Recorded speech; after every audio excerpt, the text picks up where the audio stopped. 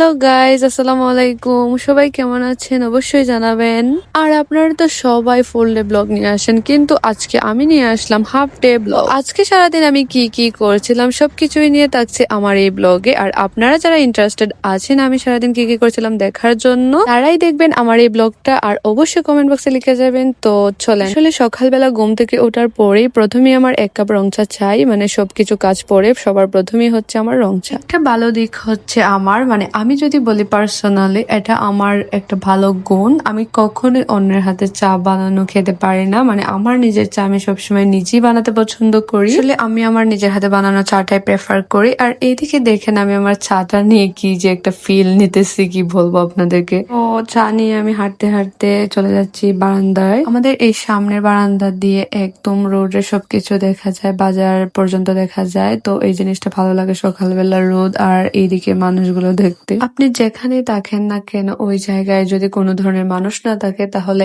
একদমই ভালো লাগে না, মনে হয় যে একাকিত্ব জীবন। তো আমরা একজন মানুষ হিসেবে আমাদের পাশে অবশ্যই মানুষ চাই, কারণ মানুষের ছায়া যদি না দেখি তাহলে একটা মানুষ কখনোই থাকতে পারবে না। বাসাটা একদম এখানে বেলি, আর চতুর্দিকে হচ্ছে আমাদের মার্কেট, যার কারণে আমি কোনো মানুষ দেখতে পাই না। ওই যে বললাম না, একটা মানুষের টিকে থাকতে হলে অবশ্যই মানুষ পাশে থাকা দরকার। আর এইদিকে দেখুন আমি ছাড় পরে নাস্তাটা রেডি করে নিচ্ছি। এদিকে আমি প্রথমে রুটি বানিয়েছিলাম, তারপর রুটি খেয়ে আমি পরোটা বানিয়েছিলাম। আর সবচেয়ে বড় কথা হচ্ছে আমি সব সময় পরোটা পছন্দ করি, রুটি একদমই না। ইদানিং আমি আপনাদেরকে কি বলবো, মানে গত 1 মাস ধরে আমি প্রতিদিন নিয়ম করে পরোটা খাচ্ছি আর কি। এখন অনেকে এসে বলবে যে মানে কোনো সমস্যা হয় কি না, বিশ্বাস করেন আমি যদি পরোটা আর এই চাটা বাদ দিই তাহলে আমার গ্যাসের প্রবলেম শুরু হয়ে যায়। বিশ্বাস করেন আমার এই চাটা কন্টিনিউ থাকলে কোনো ধরনের আমার গ্যাসের প্রবলেম হয় না, একদম পুরোপুরি আমার উল্টোটা হয়। অন্যরা যেরকম হয় যে দুধ চা তারপর পরোটা তেলে ভাজা খেলে আর কি মানুষের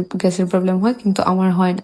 এখন আসে আসল কথা, আপনাদের যাদের বেবি আছে মানে বাবু আছে তারাই একমাত্র এই কষ্টটা বুঝতে পারবেন। দেখুন আমার এই ওয়ার্ড্রোবের উপরের অবস্থাটা। এখন বেসিক্যালি বলতে গেলে আমার রুমের মধ্যে আমার কোনো ধরনের জিনিস নাই, সবকিছু এলোমেলো থাকে একদম। আমার বেবির জিনিসপত্র, খেলনা সবকিছু নিয়ে প্রতিদিনের মতোই আমার ঘুম থেকে ওঠার পর এগুলো গুছানোর জন্য একজন মানুষ লাগে। মানে এগুলা গুছাইতেই থাকে, একটা গুছানো হয় আরেকটা মানে উল্টাপাল্টা হয় আর কি। তারপর এগুলা গুছিয়ে আমি চলে গেছিলাম ছাদে, কারণ আমাদের গাছের সবগুলা কমলা একসাথে পেকে গেছে। আর এইগুলা এতটাই মজা, মানে এতটা মিষ্টি, কি যে বলবো আমি আপনাদেরকে। আপনারা যদি একবারের জন্য একটা কমলা টেস্ট করতে পারতেন তাহলে অবশ্যই বুঝতে পারতেন মানে কি পরিমাণের মিষ্টি, মানে অতিরিক্ত মজা, আপনাদেরকে আমি বোঝাতে পারবো না। আর আপনারা মানে কমলার কালারটা দেখে বুঝতেছেন অবশ্য। যাই হোক, আপনাদেরকে আর আমি লোভ লাগাতে চাই না এইটা নিয়ে। অবশ্যই সবাই মাশাআল্লাহ বলবেন যাতে আমাদের গাছে প্রতিনিয়ত ওই রকম ভাবে কমলা ধরতেই থাকে আর আমরা খেতে পারি। দুপুরবেলা আমি আর আমার বেবি আমরা একসাথে শাওয়ার নিই, নেওয়ার পর আমরা চলে যাই ছাদে আবার রোদ পোহানোর জন্য। আমি সবসময় ছাদে গেলে মোবাইলটা নিয়ে যাই, কারণ ছাদে